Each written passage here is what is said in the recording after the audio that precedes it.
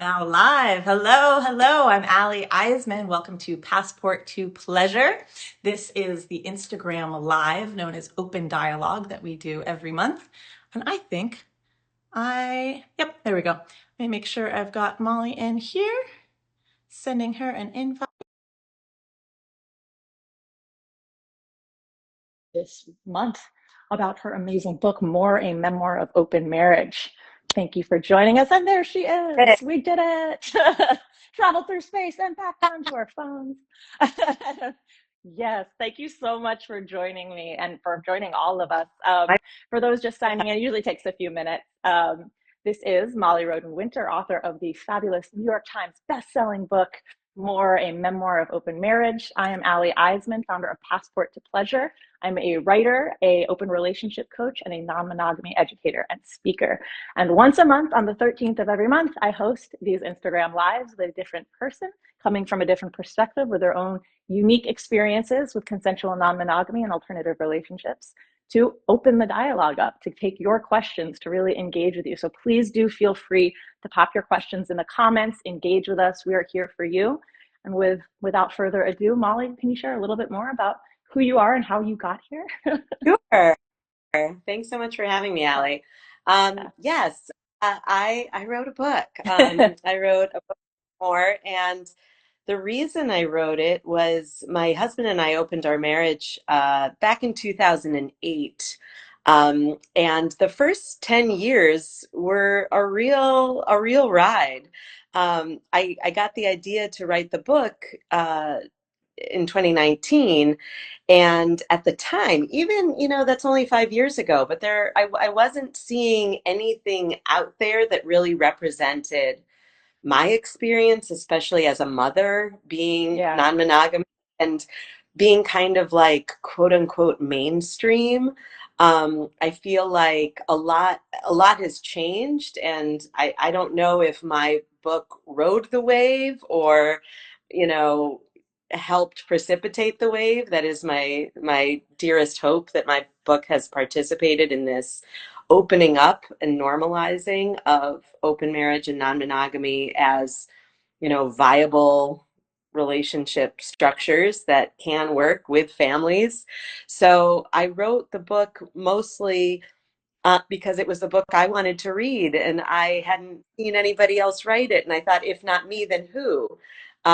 So it kind of took on this wild life of its own in some ways, because I didn't really think of myself as a writer. I was an English teacher. I wrote education materials for English teachers, but I was suddenly like really kind of possessed by this feeling that I need to write. Um, and once I started down that path, doors started opening, and I mean, a lot of doors were shut for a while too. I mean, I 50 agents, said Wow. no. Few 50? publishers, yeah, Wow. That's incredible. were not interested, thinking that there wasn't a market for a book like mine. But then, lo and behold, Doubleday published it, and it became a New York Times bestseller. So I feel like the time is right for conversations like these, and for having more models of what open relationships might look like. I am wary of presenting myself as a model in many ways. I think now I feel quite, together.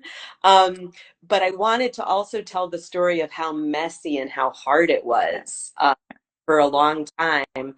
And so the book really reflects the ugly, warts and all kind of journey that my husband and I went through. But that's part of it. I don't think it does any favors at either to sugarcoat or to, I feel like sometimes when you're in any kind of alternative, representing something that is not mainstream, the temptation can be there to sugarcoat it and make it, oh no, this is great.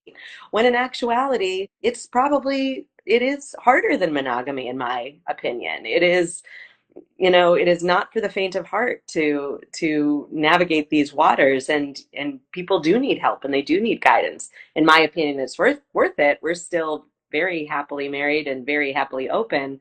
But I wanted to tell the truth to the best of my ability. Thank you so much. So many things in what you just so beautifully stated. I resonate with both personally and professionally. I do what I do now as a relationship coach who operates from an inclusive relationship standpoint. That means all relationships are reflected in the work that I do, all dynamics that can serve any kind of relationship structure. I do what I do because exactly what you said. There was no representation when I first started my journey in 2016. Yeah, there's some books and things here and there, but I really had to learn so much the hard way. And I also agree so deeply with what you said about really showing that part too. Because yeah, when you're talking about or showcasing something that's considered, alternative or subversive, there's that, pressure to seem so put together and finished when it's being compared against something that's really that the image of the traditional monogamous relationship somehow being pristine is inaccurate, wholeheartedly inaccurate. um, Relationships of any structure can work or not.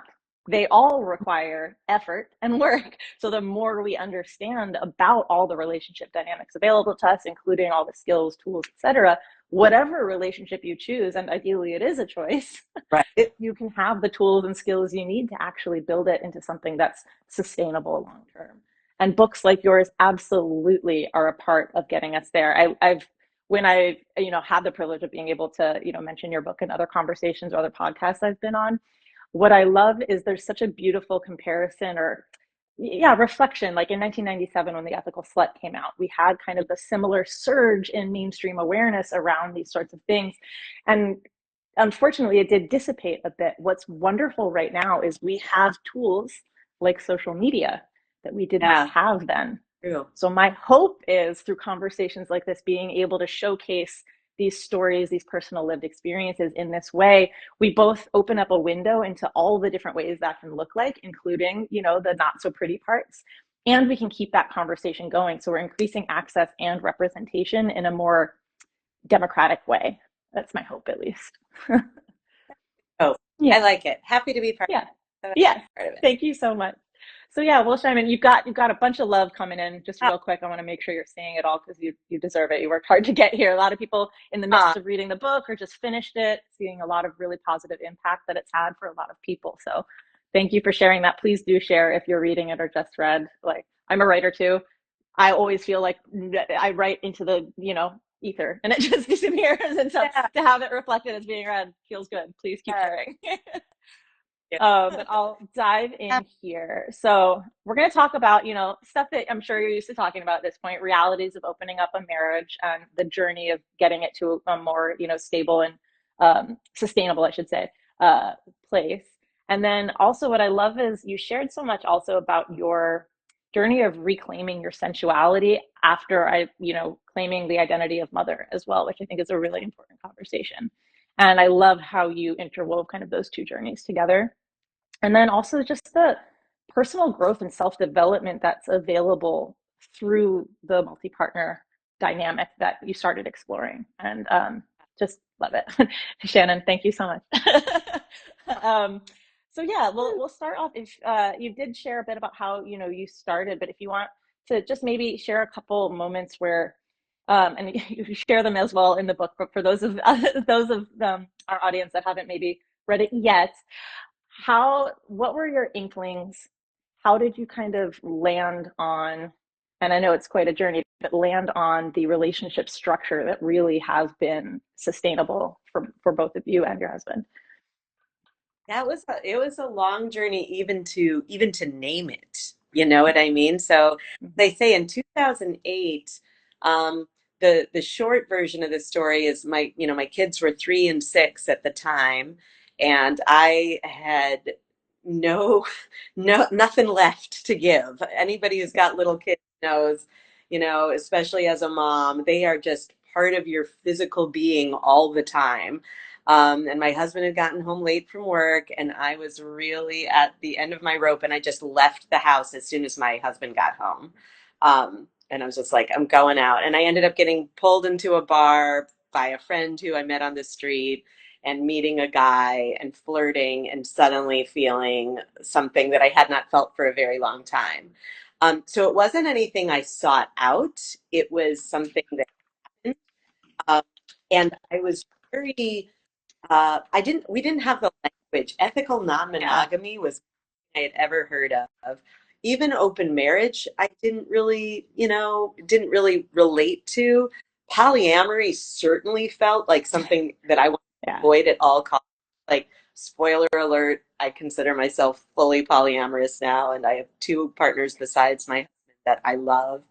Um, and at the time, though, all of those things seemed very dangerous. It felt more Mm. like an experiment. It felt more like something I was feeling reckless enough to do without really thinking about the long consequences.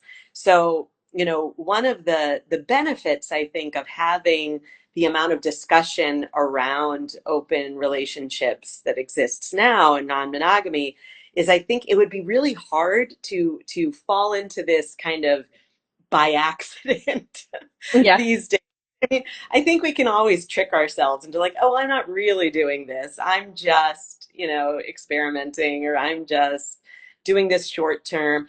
But you can't ever know when you take a step in any direction where it's going to lead next. I do think that having a sense of, you know, the resources that are out there for one, and even just having non-monogamous on a dating app, right? I mean, didn't exist in 2008. Oh, So all of this was just such a different realm that I did not go intentionally forward into this. It was very piecemeal and very kind of chaotic as a result. yeah. Yeah, I mean, on that, reflecting back now, if there's like one thing or like one tip or one, heads up that you could share with your then self Yeah. from as Yeah. you are now, what would that be? I It mean, doesn't have to my just be one. It can well, I mean, if I had to pick one, it's an easy one to pick, which is don't neglect yourself in all this. You can have one partner, you can have seven partners, you can have zero partners.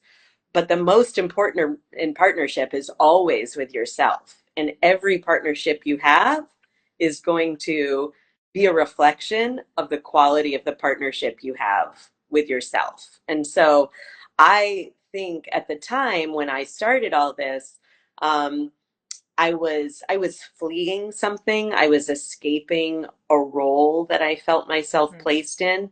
And I don't say that completely negatively. I think that we have to have some room in our lives too for making mistakes, for Yes. doing sometimes Can you say that again? yeah, Can you we say have that again? We have. mistakes. Like it's nice to think, oh yeah, if I could go back and do it differently, I would do it perfectly. That's crazy talk. And part of what I was fleeing was my own perfectionism. I was trying to live this life of the stand up, mother and wife and doing everything right.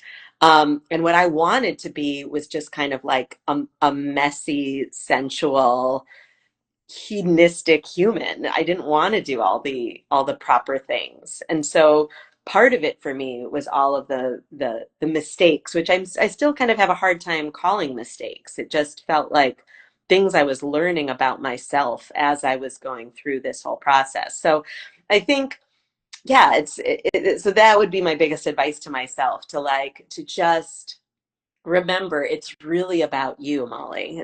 It's always about you. It's not about you know, how many new like sex positions can you figure out, and how many younger men can you get to like think you're hot? Like all these things that I thought were what I needed for my self-esteem were just for show. It wasn't the real deal at all.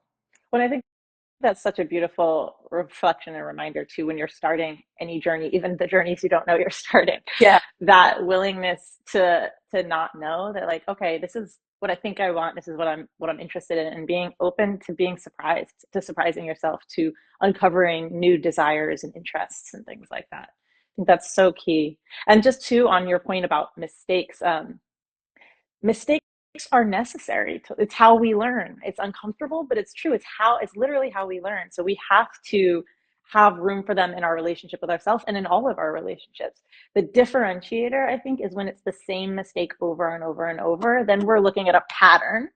That is something that does need to be addressed to create safety. Well said. Well said. Yeah, two different I had a few things. good patterns. I think yeah, but sometimes it takes longer. And sometimes you think, oh, this is different because blank, and you've kind of missed what the pattern is. And that's Yeah. where, coaches who can reflect things back to you and kind of say, oh, have you noticed this is something you continue to find in your relationships maybe. And there's something really cool actually about non-monogamy and how it can help accelerate the identification of these patterns, Oh yeah. or and I just as a pattern period. Like I might do the same thing over and over again with my husband, but I don't see it as a pattern in myself. I see it as a flaw in him. That's one Mm-hmm. I could do. But if I'm having the same dynamic replicated in multiple Yeah. relationships, then I can be like, oh, this is Yeah. kind of on me now, Yeah. Am And, am I the drama? right, Yeah. drama, exactly. And it's funny, I would say these days I feel very drama free Yeah. in my life. And so any other drama that comes up, I'm like, I don't think that might not be mine, right? Yeah. That might not be. I'm better at walking away from drama now, but it's also lovely to have my husband, who we're celebrating our 25th anniversary next week, Oh, and we congratulations. know pretty nice. We know Yeah. each other and ourselves so much better than when we started this journey, that he is always now my go-to, and I am for him the go-to for you helping to understand what it is we're doing, and how to navigate our other relationships, and how to come back to ourselves and each other each time. Yeah. So it sounds like you guys are still structure your relationship where you're each other's primary or your anchor partners as well. And We are. am I I mean, understanding correctly? we have two children, we have a home together, we that none of that is changing. So yeah, that is Yeah. our Beautiful. structure. I love it. And that's the choice, right? That's the power of, again, understanding all the things that are available so that you can actively choose together. This is what we're going to do together. These are the things that we're partnered on. This is what that partnership looks Yeah. like, et cetera, et cetera. And Yeah. keep choosing each other every day. So Yeah. I have no all the insecurity I used to have in my marriage is gone. Yeah. I'm like, if either of us were going somewhere, we'd be gone by now. And which is not to say things couldn't change at some point, but yeah, somebody just said, sounds like my husband is an amazing partner. I agree. He gets, Yeah. look at some of the reviews and people will say, he's this horrible manipulator, evil man. But that's, people are going to see reflections Yep. of their own experience in whatever they read. And I Yeah. keep trying to tell him there are some who think you're awesome. Yeah. Um, I think he's awesome, and that's what matters the most. I Um, can't remember it. that's okay. We got plenty to talk about. And I'll say he came across to me as someone who is able bravely to voice something he was interested in, offer support, and allow you the space to make a choice within that. That's how he came So across to me. What a yeah, novel concept. yeah. I mean, that we didn't, you know, there were communication issues at certain points where I wasn't being Yeah, myself, let yeah, alone with him, vice exactly. versa. And how could you be with him if you weren't even able to with yourself? And that's part of when there are no representations, there are no resources, there's you're flying blind. Yeah, That is the necessitation of mistakes, right. and that you've both been able to have the grace and then also build the structure to support learning from those mistakes and creating a relationship as a container in which you can make them and benefit from them is it just Yeah, speaks volumes to what you two have created together. yeah. It works for us, Yeah, and we work for us. yeah. We're That's what matters. That's great. um I love yeah. it. Awesome. Well, let's see. You'll see me kind of looking over because I have notes. I write them No, down. It's good. important because I'll just go off on a tangent and we'll be here. So, let's No, see. Oh yeah, let's dive in a little bit if you don't mind sharing. And again, of course, all these questions are always invitations. You never have to share anything that, you know, you're not interested in sharing. But if you are open to it, can you share a little bit about what opened up for you emotionally and sexually when you started considering opening up your relationship? Like I love this quote that you actually, this quoted quote Uh, from The Awakening that you reference in the book. I would give my life for my children, but I wouldn't give myself. That reclamation of self that you had, I think, is so powerful because we create an entire identity around one aspect of our lives and ourselves, and then everything else can kind of get left in the dust. And sure. getting it, well, I want you to speak to it, how what you were Yeah, able to really uncover emotionally and sensually about yourself. sure. Well, starting with that quotation too, for any of the moms who might be listening right now, your kids leave. Mine are 19 and 22 now, and they Heads are up. right. So it's like be wary of devoting too much of your identity to this role, which is designed to expire.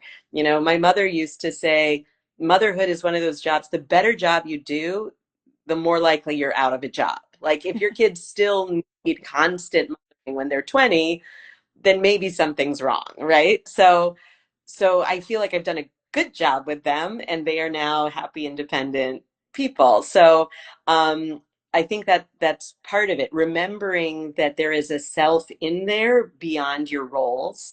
And then for me, the sexual part, I think Stuart and I do have great sex still, but there was something I've always kind of, and I still kind of define myself or identify as somewhat vanilla, but it's like one man's kink is another man's vanilla and vice, you know, it's like $100%. you don't know what you like till you try things too. And there are limits when if there are certain things your partner doesn't like, right? Mm-hmm. And they already know that about themselves. And so I feel like one of the gifts of non-monogamy is the space to be like, hey, I've never had this experience, you know, before I got married. In my case, it being an open marriage. Certain things I had never tried, and my husband knew he wasn't into them, but I'm like, but I don't know if I'm into them until I try. And so there are certain things I did try that some of which were like a yay, and some of which were a not so much, or even a dynamic, which I talk about in the book of just kind of like, you know, how dominant one partner is versus, you know, being submissive. And is it possible to have, yes, is the answer, different dynamics with different partners? Like maybe I'm particularly submissive with one partner but more dominant with another, and just having the space, you know, not everybody is comfortable with like switching up the roles like that within Mm-hmm. one relationship, but it offers all these kind of it's almost like a, you know, like they talk about a sandbox. I would actually recommend having sex in a sandbox, but to use the metaphor where you're playing around and trying things out, and it's also information that I have for myself moving forward, and it's information I can bring back to my primary relationship or my other relationships, and Sure. like and things change over time too. Things I was into at 30, I'm not so into anymore. Or things that I never thought I would be into are starting to be kind of interest to me. Nice. So life is long and we change, and just giving ourselves that space to learn and grow. And there was another question you're asking in there about just kind of like the emotional. Yeah, just did you find any openings or new, unexpected emotional and sensual experiences for yourself or access any new parts of yourself emotionally? Certainly my confidence has, you know, Oh, majorly benefited from all of this. I would say writing the book and talking openly about my life and my world has also added to my confidence, in part because everybody knows now. You know, in terms of, I think, I don't know that confidence is necessarily the opposite of shame. What would you say is the opposite of shame? Whatever shame I have had, I have, freedom. yeah, freedom. I have let go of a lot of shame and feel a lot Yeah. freer. Part of it is, you know, I am out with my parents. I am Yeah. out with my children. I am out with all of my friends. I am out in the world, and there is nothing that I don't have anything to hide anymore. And the gift that has been in all of my relationships, including like with my sister, with my dad, um, the things that we talk about now, and I'm not saying we were talking about necessarily, I'm not talking about sex with my dad. That sounds like a really bad idea. But That's a different book. I also feel like there's very little I won't say Hmm. now if it's true. You Hmm. know, if it's try to find the blend of true and kind. And, you know, if it's true, I'm definitely saying it. If it's true but not kind, I might try to find a kind way to say it if it needs to be said. But Beautiful. there's very little that's off the table for me now in terms of just bringing my whole self wherever I go. And that is very freeing. Yeah. Well, it's beautiful. I think, and there's such a parallel to really your journey with this, coming out with this book, as well as, coming out in this, knowing of self and realizing that consensual non-monogamy is an exploration for, clients, for myself. That acknowledgement and then living into that reality opens up such a freedom and a confidence and a knowing of self that becomes almost unshakable. There's nothing to hide. There's Yeah. like, what do you got? Like, Right. it's like, okay. What expose are you going to write on me? You know what I mean? Yeah, Get in exactly. video, like bring me down, or you know, Yeah, there's nothing that I'm not owning for myself, and that then it yeah, feels also like you're defining yourself for yourself. You're not letting other people exactly. define you. Exactly. Again, Yeah, making that choice, right? Giving yeah, yourself the knowledge and understanding and experience so you can actually create a relationship by design. And that includes the relationship you have with yourself. Who do yeah. you want to be? How do you want to show up in your relationships? Yeah. Well, I think this is a beautiful segue. We actually have a couple questions Oh, from great. people watching right now. So someone says, my husband seems very dom, but when it comes to me with others, he seems semi-cuck or cuckold. Mhm. I want to help him explore that without embarrassing him. Any advice?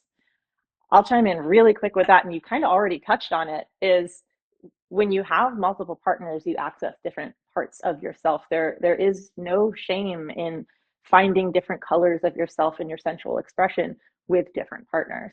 So, without more context on your relationship agreements or anything, I would say it sounds like you're kind of already on that journey, and just really encouraging him and letting him know all of those colors of himself are wonderful with you, whether it's how you engage together or how he engages with other partners or you with other And I think it's interesting too. So there is a benefit to my being as old as I am because like in partners. 2008, nobody talked about like I don't know, or like I think sometimes the labels really limit us in terms of the way we're thinking, like the idea, and I'm not disagreeing with the person who asked this question.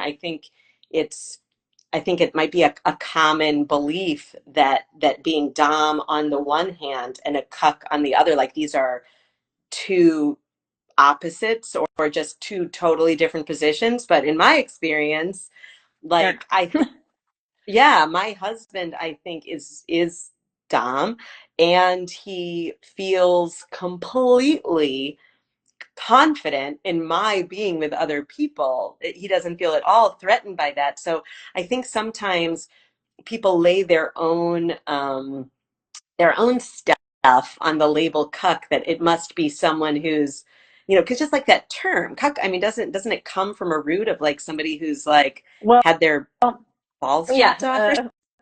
It's like and it, there's a conflation of two things too, because there's cuckold and then there's hot wifing. So yeah, cuckold, generally they also enjoy the degradation element of it as well, of like feeling, shame for watching this and having this happen. yeah, Often people will say cuck, and what they actually mean is hot wife, where what you're speaking to with Stu, he enjoys knowing or potentially seeing you with other people, whatever that is. Maybe not the degradation side of it that usually comes with cuck, but either way, there is no shame. They are not inversions of each other or anything like right. that at all. It's a And then kaleidoscope. another right, and like I kind of tend to shy away from the labels because even like, you know, I bristle a little at the thought of being like a hot wife because I'm like, I don't know, it feels a little too possessive, it feels a little too, I think Or there's stag. also, Yeah, yeah, stag would be the other. Yeah. just right. And I'm sure there's a word that I don't know for everything, but sometimes the words limit us. And so to just feel like with your partners, you can explore what is it that excites you, and what excites you today might not excite you tomorrow. And trying something out doesn't mean it's a new identity that you have to put on for the rest of your relationship. I think we're starting to move away from, there was a freedom and an excitement, I think, around learning some labels for things that Mhm. maybe we felt alone in, like, oh, there are other people who like this the way I do, and they are called blank. But there is also then something that can then be limiting around that, because you're just, but I'm like this, but not in this way. We also need all the nuance and all the Yes. Yes. gray, as they say. But yeah, and so, and also I would say the idea of supporting your husband, that was part of the question. How can I support my husband in this? Hmm. I also feel I'm also a little bit like, people are on their own journeys too, and you can support by just being open to whatever they guide you toward, or you know what I mean, what to the extent that you need to be part of it. You can support, but it's also his journey, and it's, Yeah. he's going to have to figure out how to ask for what he wants. And I think it's important too, as women, that we not feel too responsible for Yes. our partner's sexual expression and sexual gratification. Like you have your own sexual exploration to think about, and you can come together to talk about how these overlap, but don't get too bogged down in are you doing enough for his sexual journey. He's getting a great set of options available to him, and you don't have to be responsible for like helping him navigate the whole darn thing, if that Well makes sense. said. Very much. Yeah. Well said. I want to touch on two things really quick before we go to the next audience question. On the labels, and the terminology, I think you're exactly right. I think we live in a very quick fix, give me the pill kind of society. What's the shortcut? Labels are a conversation starter, not the final word.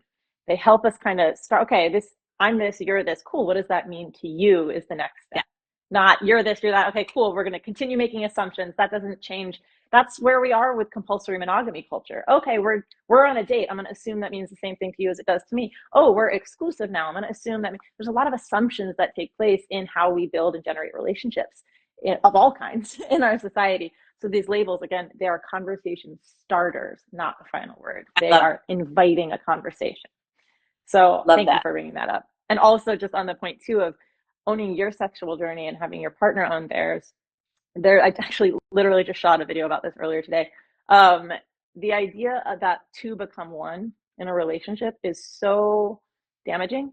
It robs us of our autonomy and gives us that feeling of like, oh, I'm responsible for this other person's journey, et cetera, or so many things. It's actually when two become three, and I'm not talking about like pregnancy. It's Oh, every relationship that involves two people is you, your partner, and then the relationship itself. I And those are three separate love that. entities. I They all love involve energy and effort. So, yeah, that's a huge tenet of how I coach my clients, and really just the framework that I operate under is if you're in a couple, you're already in a threesome. Guess what? I So let's love talk about it. Yeah. I love So thank you. Let's totally. go. We have a couple more questions here. They're kind of related. So just having to do with some of the blowback that you've gotten, unfortunately, from sharing your story. It comes with the territory. We can't please everyone, Right. but we can get them thinking. Yes. So one is just how do you handle that? How do you handle the blowback from sharing your story? And then also, um, do you find that people think of you differently as though you're, constantly after hookups or something like that, specifically as a woman? Yeah, great questions. So, the book came out in January, and I will admit the first couple of months, Yeah. when there was a lot of publicity, and a lot, and it went from nobody knows anything about me to it felt like everybody knows their own version. Even whether they read the book or not, they're still going to put their own, spin on what I wrote. So at first, yeah, there were some tough moments. There were some times I had to just like curl up in the fetal position and cry a little while and, get held. Um, but part of what has happened over time is, first of Mhm. all, the number of people who have also reached out to say that my book meant something to them, whether they're interested in non-monogamy or not. Just, my hope was that it's a book that normalizes it even for people who are monogamous, and also shows that we're all in a journey of self-discovery, and your sexual path can be part of that and often is. But so I got all of those positive responses, which goes a long way in terms of kind of softening the blow of the negatives. And in terms of the people who matter in my life, there has been absolutely no fallout. And I have to Mm. say, I'm proud of myself for that, though, because like the year between when the book was finished and it came out, for Whew. those of you who don't know world, there's a year in there Oh sometimes, at yeah. least for me. Um, and I really took that time to kind of try to have one-on-one conversations and Ah, allow beautiful. parents to read the book, and we talked about it. My older son read the book. My younger son does not want to read it, which is cool by me. But Boundaries. had that conversation with, Yay. yeah, to Beautiful. like decide with. So I talked about it with my older son, with my sister, with some of the partners who I wrote about in the book, with my husband, of course. And it's been over time. I've had a lot of time to move through these conversations. And as I said before, all of those relationships are stronger than ever, largely because of the kind of radical honesty that was required to write the book. So I feel really positively about what I have produced and what I've put into the world and how I've done it, so that if people have a problem with what I said, that's their thing. They don't know me. I haven't had anybody who knows me Yeah. give me flack. In terms of people thinking that I'm just, there occasionally I I had a former student, who's like way younger than me. I'm like, I taught in eighth grade. I was like, Oh oh my no, gosh. no, this reaching out. I'm like, oh Oh no. no, that's not how Yeah. this works. Yeah. Um, but yeah, but it's been few and far between. I feel like I feel like it's also the way I carry myself. I don't really, people don't get very far. Like I've had, a few comments, you know, at a book reading or something like that. I just shut it down pretty fast. Having taught eighth grade, I'm really good at immature, inappropriate. Yeah. So That's about the emotional intelligence level of comments like that right, generally. So that works exactly. out perfectly. Little 13-year-old self is all like, oh my God, you know what I mean? So Yeah. like I'm pretty good at shutting it down. So I feel pretty solid now. Well, what a great example. What's the saying? Make sure I get this right. Those who mind don't matter, and those who matter don't mind. Yes. When you're with the right people who know you, who understand, who are willing to have those conversations, that can potentially be uncomfortable, but really, even if you don't necessarily agree, respect each other and acknowledge each other for your truth. Yeah.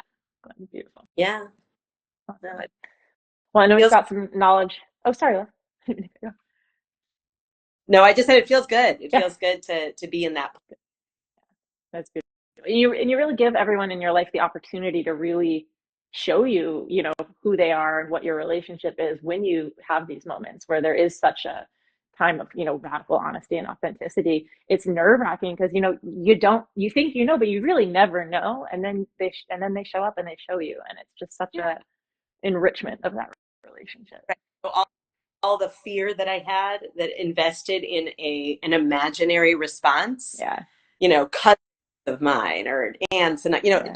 to a person, everybody who has reached out has been nothing but support, lovely. So um, all that all that fear was imaginary, and now I'm free of Yeah. it, Yeah.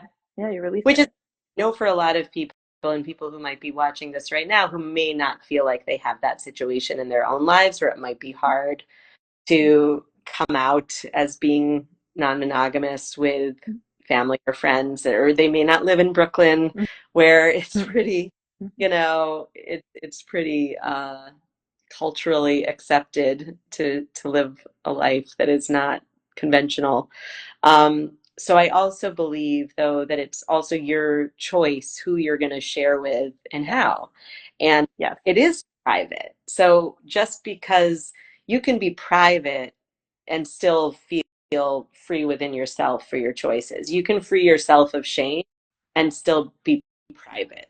You know, those you can, and I still have privacy and boundaries with my children. I am not like hosting orgies at my house when kids are home. You know what I mean? It's Hmm. like people sometimes make the assumption too that having an alternative relationship structure means that you're rubbing your children's face in something that they don't want to see. Parents don't have sex in front of their children either, even if they're in conventional monogamy, ideally, right? And Ideally, so, yes. like, you make the same choices as a non-monogamous person to have boundaries and privacy, and you know, that is the way we are. We are not really any different in terms of the way we are at home than any other parents would be, you know? Except Well, my kids know that they come to me and talk to me about stuff because they know that I'm not a pearl clutcher and they can be real with me. So I love that. oh, that sounds terrible. I can't believe you would do that to your children. Open communication. It's Right, exactly. Right. horrifying. Well, that's actually a perfect segue. But before I make said perfect segue, I just want to really call out. We have some lovely knowledge drop by Dr. Amber Hull in the comments here. Cuckold comes from the bird that it's known for laying its eggs in other birds' nests. Oh, And Dr. David Lay wrote a fantastic book on the history of cuckolding called Insatiable Wives. Ooh, great title. So just if anyone wants to check that out, including sweet. you, Molly, Oh, good. Yeah. It welcome to was the like history of very cuckolding. tentative, like with what I thought maybe. It's like I thought it was I just couldn't remember it. Perfect. Thank I you. know. Thank you, Dr. Amber. Thank you for my lack of knowledge. But yes, while we're on the beautiful open communication that you have with your kids, in addition to that, do you find that there's been any benefits for children when they are partnered in a multi-partner dynamic from, opening this up? What have you seen, or what have your kids maybe even expressed to you as far as the benefits of this being open now? I I don't know that my children would say they have many benefits. The way we have structured our lives too, it's like we don't have other partners that are like entering our home. Mm-hmm. Um, I know for myself, I'll say, spoiler alert, if you're, you know, not having read my book yet, you may already know this, but my parents had an open marriage too. A key difference being they did not tell me about it, and I found out when I was 28 because my mother's sister told me. So we didn't have any of this open dialogue. But I did see my mother, one of my mother's partners was somebody I knew as her best friend, and so he was around, and I do feel like that was something that I saw as a kid and I wanted. Like the way that my Mm-hmm. mother laughed with him, or just kind of, I could sense her freedom with him that was just different from the way she was with everybody else in the family. And there was something about that relationship that appealed to me. So Mm-hmm. I think, one, happy parents are modeling happiness for their children. So I think anytime parents are doing something that feeds their own soul, they are doing something that is good for their children because, I was a walking migraine before we opened our marriage. And I think I Oh, was, I was like, I was holding a lot in, and this helped yeah. me to let go of some things. So that I think is a main thing. But I don't know many people who have other partners that are in their home, but I do think it can only benefit kids in the long run when there are other people who love your child and who can help take some of the parenting load. I feel like the way we are siloed in these little nuclear families, I think this really came into stark relief during COVID, how difficult it can be to be a village unto yourself. And so I do know that I'll do a shout out for another book called Entwined by Alex Mm-hmm. Alberto, who wrote a Mm-hmm. book about polyamory, and Alex is non-binary, and just I know them. Their book came out in February and it's self-published, so I was trying to help champion it because I didn't get all the good publicity dollars. Um, but it's a wonderful book of essays, and I follow them on Instagram, and they just had one of their metamors just as moved in with their children, with her Mm. children. And so their family has just grown. And I was just thinking, this woman went from being a single mom to being in a household with three adults to take care of her. And I just feel like that's such a beautiful thing. Like that can only be enriching when everybody loves each other, you know? So, um, I don't personally know, beyond Alex, I don't know too many people in that situation, but I think it's also because we have a lot of barriers to break down in terms of normalizing different family structures. Yeah. And it's again speaking to trying to normalize labels rather than the experience, right? Ideally, the ideal parenting dynamic is a healthy, happy, open, honest one, right? Right. Whatever structure the partnership or partnerships are in, that's the crux and the core. Any relationship structure, monogamous, non-monogamous, any of it can be healthy, unhealthy, happy, unhappy at different times. It's about like you said, what are you modeling? And Right. I agree with you. The more models of, sustainable, healthy, happy relationships, and I don't want to say like relationships are happy all the time or not. Like obviously this is a generalization, but But generally health, speaking, so healthy, healthy, consistent, integrous, like all those other things. The more examples of that you would think a child or children have, the better, I would yes. think. And the more relationships those children have to people who support them and love them and reflect them, supportively, the better, I would think. And, and Uh, Elizabeth Sheffield, that writer who did studies on children raised in poly yeah, households, and it's like yeah, it's beautifully. actually thing that I believe the conclusion is that that is not the differentiator. Whether you grew up in a Yeah, poly household or a monogamous household, there are a lot of other factors that are way more important in terms yeah, of the child than yeah, what your structure exactly. is. So, consistent Consistency and stability were the markers. So I mm, think it kind of shows the assumption that if you're non-monogamous, that means you just have like a rotating door of new partners coming in. I actually do, I date non-monogamously, of course, and I date people with children. And for me, it's actually a red flag if somebody wants me to meet their kids like right out the gate. I'm just like, oh, right, right. absolutely not. Like we don't even know who we are to each other. I'm not gonna become someone in their life only to, potentially disappear. Like that's a Absolutely. non-starter. I feel this. It's super important. I wrote about Yeah. that in a Yeah. book too. Somebody who wanted to meet their Yep. children, and I don't think so. Nope. Yeah, right. Um, yeah, let's see. If you're going to be in a partnership, though, Yeah. that's Yeah. If great. this is something and you're ready and you work up to that and you have a conversation, they understand who this, like, there's a lot of steps as there should be to Yeah, incorporate someone into that dynamic. yeah. So we got another question here really quick. Amanda writes, how do you, excuse me, how do you think opening a new-ish relationship is possible compared to being married? In a marriage or long term, the love, trust, etc., is established. So exploring other relationships seems like it would be more possible, I guess. So the comparison of opening a new relationship versus a long term committed relationship, and your You have an thoughts on answer that. because They both I don't have. come. I would say this isn't a great like wrapped in a bow, one size fits all. But there are pros and cons and challenges and benefits to both.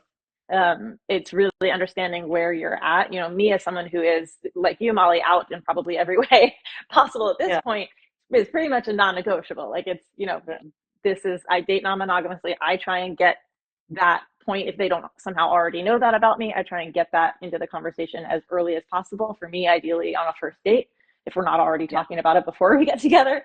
Um, right. so uh, and then there are the potential I don't want to say struggles, but the potential friction points from a long-term relationship is yes, you have those. Ideally, you have the love, trust, etc. built. Often, what can happen from a long-term monogamous relationship where these things aren't talked about or explored at any point is there's the assumption that all those things are there, but really you're actually hiding a lot of insecurities underneath, quite frankly, a model of relationship that looks more like ownership and partnership that we have in our world. And that's why I really counsel people that when you open your relationship, it might end. It can. All relationships can end, but it is generally not non-monogamy that is ending the relationship. Non-monogamy is going to shine a light on the things that were already there and maybe not being addressed. Now it's up to you whether or not and how you work on those things. Right, The friction right. point, really. So goal stay together at all costs, no matter what. Yeah, that that was never my goal, though. Even with Stuart, like even though we had moments of doubt, but it was really just flickers of doubt. You know what I mean? But Mm-hmm. I think our bond has strengthened Mm-hmm. because of the conversations and the Yeah. experience we've had. Um, but I don't know, I think, as you said, it's shown a light. So I now know that we are rock solid. There were times I wasn't sure, but Mm-hmm. now I know, right? And so I feel like even with a new relationship, if you're both interested in opening it up, um, just pay attention to that, to what is coming out in the wash Yeah. as you open up, and what are that are coming up, and make sure you're spending time caring for, as you said, that third entity, yourselves individually, and that entity which is your relationship. And it's harder than monogamy, in my opinion. So it's like it takes more time, it takes more um, uh, it takes more intention. But I think because of that, as exactly as you say, and you're not just walking into this default where you're never discussing, the things that maybe need to be discussed or you would benefit from discussing. I think Mm-hmm.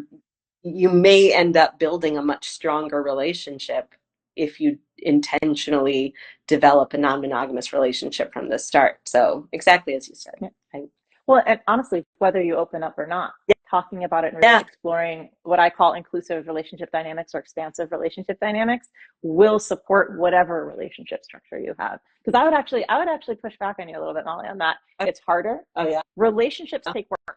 If you want a relationship, whatever structure, to work for you, you need to work for the relationship. So we have a social construct that monogamy is the one way, this is the relationship, and that has resulted in what's called compulsory monogamy or mononormativity, where this is the one type of relationship. So the downfall of that is we make a lot of, like we talked about earlier, assumptions. So I'm going to assume all these things, and we're going to end up getting married, and we're never going to talk about all these elements, and we're going to assume that sort of I don't have a better word right now, that sort of laziness about the difficult Yeah. conversations is masquerading as confidence when it's actually, we're just not addressing those things. And you actually don't have as strong a relationship as you think. And I would wager the people that have been in years and years and years of individual therapy and or couples counseling would wager it takes quite a lot of work, whatever relationship Yeah, dynamic, to create a relationship that's open and authentic. maybe it's easier to be lazy in Yeah, monogamy. there's a lot of, That's what. yes, that I'll give you. Yes. Although I'll say 43% of those lazy monogamous individuals are technically non-monogamous, they're just not consensual about it, because that's the Right. the last reported percentage of infidelity, at least for people reporting it. So Yeah, no, that makes a lot of sense though, and that's part of lazy monogamy. I feel like yeah, infidelity yeah. is a marker of lazy monogamy. Okay, that's like there's like lazy non-monogamy and lazy monogamy, and sort of like they blend, they meet at the intersection of infidelity. Right. Isn't it fascinating? There are people who are still not faithful, or still Yep. breaking the And that's, covenant. thank you for bringing that up. Yes, I actually love mentioning that. I love that. I don't enjoy that, but I think it's important to acknowledge Yeah. you can be cheated on in any relationship dynamic, monogamous, polyamorous, any of it, because it's about lying and deceit. It has nothing to do with whether or not you sleep with someone. It's about No, how the context of how you're going about it. and often it's a fear, or it's a laziness, like, I don't want to have the conversation, I just don't want to Yeah. deal with their reaction to it, but it's discounting the person's right to have a reaction to it. Yeah. Yeah. Yeah.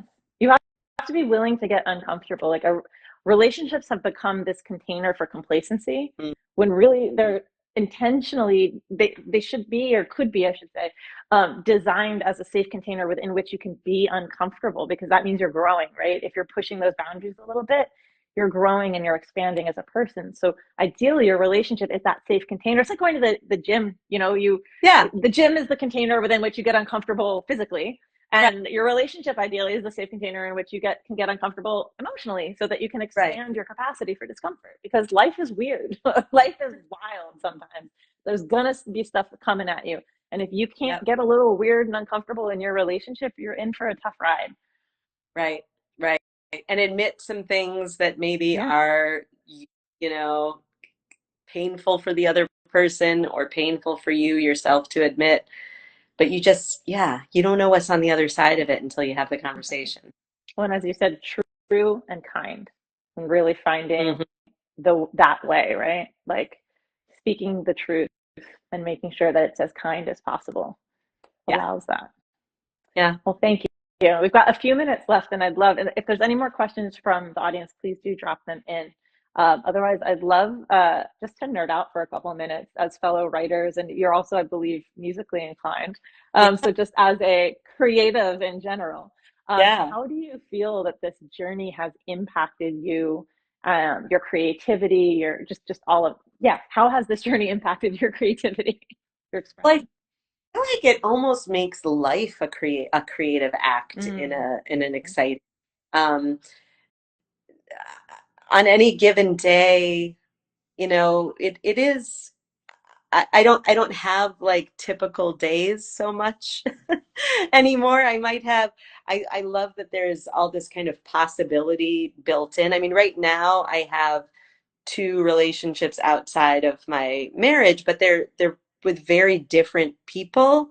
Um, and so the kind of, when I have a sleepover with my partner Jason, who lives in Bushwick and owns nightclubs, and I have like such a different life than when I'm here in Park Slope, or when I'm with my partner Paul, and we like really are on a spiritual like wavelength, and we like to like talk about meditation and like get that's a totally different way. So I feel like create, there's almost like self creation, like I get to explore these different parts of myself with people who love me in a way that feels really exciting. And then I think that gives me things to write about. And I haven't written a song for a while, but I do still make music with my dear friend, who we are in this Oh, this duo, House of Mirth, and we get out and do open mics and stuff still, but we haven't written oh, a lot of songs. amazing. But it's still super fun. It's just collaborative. It's fun Yeah, to be with another person making something new. And a conversation can feel like that too when you're with a new person. absolutely. And then we have one more question from the audience. How much is your lifestyle informed by your values? Yeah, I think very much. I mean, what I value honesty, I value growth, and I value human connection.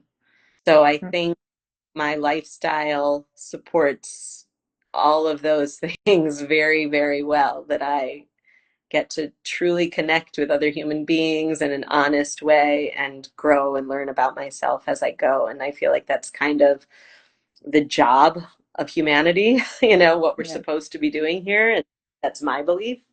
Um, and so, yeah, I'd say my lifestyle definitely supports that. What about you, beautiful. Yeah, Allie? and all of the above. Yeah, enriching relationships enriches life, right? Like I'm very similar to you. Truth, honesty, connection, very much growth oriented. And the more relationships you have of any variety and degree, the more I learn about myself. And Yeah. the more I know of myself, the more I can contribute. And it's just this perpetuating. There's this beautiful meme, I think. Is it a meme? But it's the four, what do you call them? When you water the garden, the thing that you water the garden. And The it's four of them, the spout, the water in the spout, and Why can't I think of that word? Y'all know what I'm talking about. I'll wrap it up with this horribly articulated visual. I still Four of the right. four of those things Yeah. pouring into each other in a perfect like Mhm. square. So they're all completely filled the entire time. They're completely pouring into another, and they're being poured Mhm. into, and Aw, it's just this sustainable, beautiful circle. And that's how I feel about relating. When the more I learn about myself through relationships, the more I can give to myself into relationships, and thus the world. So on I that love. note, On that note, can't remember what thank you. flower pot. That's what it's in. Okay, we don't. Water Flowers, pot. I think that's Water. what I thought. Water. Whoever knows what you water the garden with, please drop it in the Oh, comments at some point. Hell, we're not going to sleep tonight. We're writers. We need the word. we know Oh what my we're. gosh, fantastic. Understand. Thank you all so much for joining us. Thank you, Molly, so much for giving so generously of your time, giving so generously of your experience, your knowledge. Just thank you, thank you. And again, if you guys have any other comments or questions that we didn't get to in this, of course, you can always drop them in the comment section. The recording will be put up on the feed. So please do feel invited, and we will answer your questions. So thank you again so much. This has been Open Dialogue from me, Ali Iseman, a Passport to Pleasure, an open relationship coach, joined by Molly Roden Winter, who wrote More, a memoir of open marriage. See you all again next Thank month. you. Thank you. Thank you. Bye. Bye.